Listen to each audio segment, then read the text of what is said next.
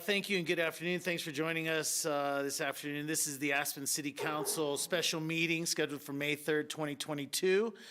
That is a call to order. Could we have a roll call for attendance, please? Councilor Doyle. Here. Councilor Howenstein. Present. Councilor Mesereau. Present. Councilor Richards. Here. Mayor Tory. Here as well. Tonight we have one item on our agenda, and that is the second reading, consideration of ordinance number 8. And we have Philip Supino and Ben Anderson here to talk us into this. Thank you, Mayor Tory and Council. Philip Supino, Community Development Director. Ben Anderson, Long Range Planner. As you suggested, this is second reading of Ordinance 8. Ordinance 8 would extend the current moratorium on residential development 2 months to August 8th, 2022. As I described in the first reading last week, this extension is necessary in order to achieve Council's objectives for the moratorium process, specifically to allow sufficient time for our consultants to complete work on an affordable housing generation and mitigation study and a short-term rental. Sorry, I was shaving. A short-term rental permit fee nexus study. Additionally, staff needs more time to respond to those studies and turn the results of those studies into language to be included in ordinances. And finally, and perhaps most importantly, the extension would provide council and the community the time necessary to review, understand, and comment on staff's work responding to the moratorium put in place by council in Ordinance 6 of 2022. In response to a question from Councilmember Howenstein at first reading, there was included in your packet a very high-level summary of engagement efforts to date on both the short-term rental project and the residential building project. That exhibit outlines in very rough terms the number of engagement activities and the sort of scale and intensity of engagement response from the community on some of our online platforms as well as in-person meetings.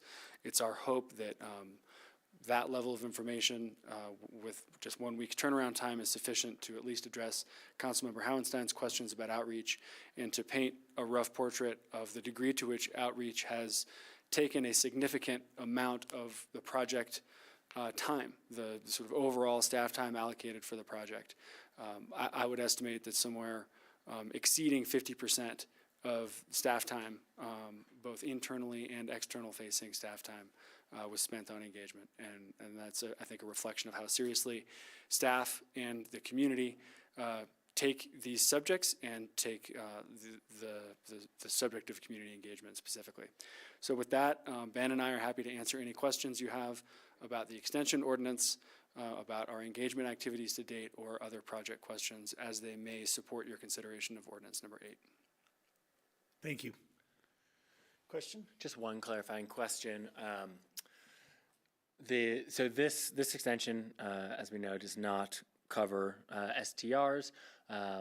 So I just want to clarify that that is in fact the case, and though the STR piece, 26 if memory serves, has a longer deadline, just for the sake of the community, you know, we had a work session last night, and as we understand it, those regulations are moving forward, and we anticipate finishing long before that deadline. Is that accurate? That's correct. Staff intends to complete the residential building and short-term rental projects simultaneously. Yep. And we've identified the last meeting in June as the date for second reading for those ordinances.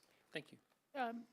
I was going to ask a very similar question, but I thought the date in June was potentially the first reading, but that we'd have not second. We've separated first readings, so right now, and I believe this is reflected on the draft council schedule that's posted on the website. First reading for short-term rentals is scheduled for May 24th.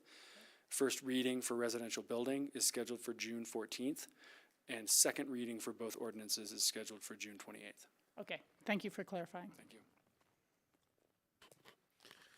Thank you, gentlemen, for giving a recap of all the public outreach. You're welcome. And I sat in on a little bit of it, and I want to thank you both for doing those public outreach programs too, because I know it wasn't easy. So as is our process with the second reading, we often invite public comment as a public hearing.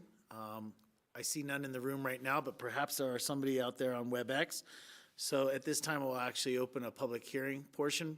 If there's members of the public that wish to comment on ordinance number 8, we will take those comments now. We ask you that you keep your comments to about 3 minutes, as we like to give everybody an equal opportunity at commenting.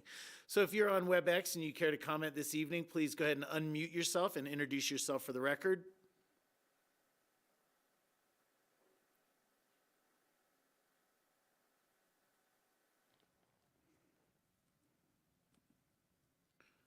And one more call for members of the public that wish to comment this evening on ordinance number 8 that are joining us via WebEx. Go ahead and unmute yourself and introduce yourself for the record.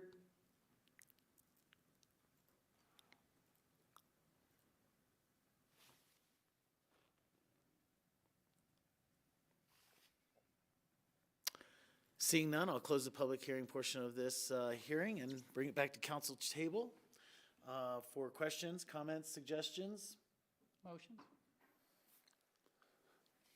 or motions. And then we can do comments if there's further discussion. I'll move that we adopt, is it ordinance 8? Yes. On second reading. I'll second the motion to adopt the Ocho. We have a motion and a second. Further discussion? Sure, Skippy? Yeah, I support this going forward. I do so reluctantly. I don't want to be working on this any longer. I don't think staff wants to be working on this any longer. I know that this will have a negative effect for members of our community. And what would have the most negative effect is to not finish this work and complete it on behalf of the whole community. Sometimes things take longer than we expected, and I look forward to completing it in this extension period. Thank you. I just want to thank you both for your work, for the outreach, for the very thoughtful consideration, and what we've been seeing come forward in our work sessions. It's very productive, and I appreciate that work. I would just say, related to a moratorium, it is not something that I, or I believe any of our council members, entered into lightheartedly, but it is a tool which exists for communities, for land use planning, for community planning, and for maintaining the integrity of a community's land use code in the face of changing circumstances. That is where we found ourselves, and that is really the tool that was necessary for our use to be able to correct these changes, or to address and mitigate them, perhaps is a better word. Thank you so much. Thanks, Rachel. John? Yeah, I want to thank the entire ComDev department. Obviously, there was a crisis in our community, and we're doing our best to address it. And if we need more time to do that, I think that's the direction we have to go. Backing away now would be to send the wrong message. Thanks. Yeah, again, thank you to ComDev and for all people involved in all the outreach. It takes a long time to get something as complicated as these issues addressed properly, and I feel that the consulting with outside parties and comparing to other municipalities, looking for best practices and all the work that for public outreach, is really come to fruition. It takes a long time. I know at some time in the past, there have been complaints from the community that the city council makes up their mind and then they have a outreach to the public. And this is a very conscious effort to flip that 180 degrees, where you have really done a wonderful job of reaching out, listening, having stakeholders involved in the process.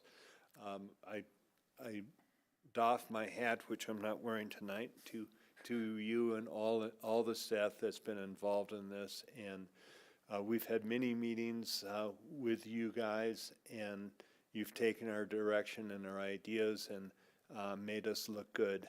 And I anticipate that the ordinances that are coming forward will be there'll be shining examples that other municipalities are going to be modeling their reaction to short-term rentals and to residential development after.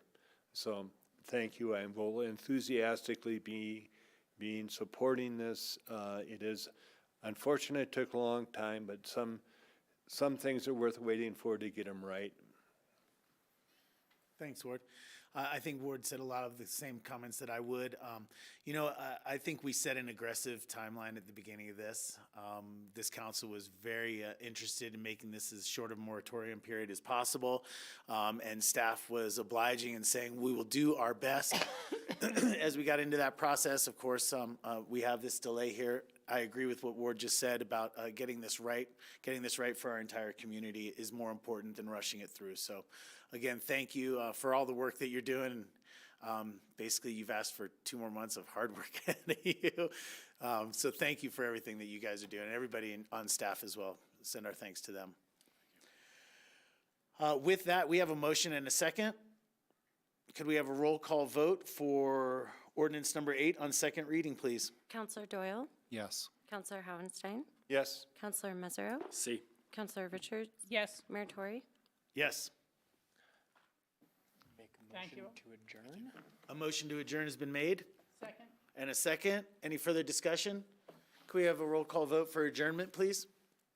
Counselor Doyle, Yes. Counselor Howenstein, Yes. Counselor Mesereau, Yes. Counselor Richards, Yes. Mayor Tory. Yes. That is a 15-minute Oh, baby, hat, that's the Ward. quickest meeting ever. 15-minute hat, Ward.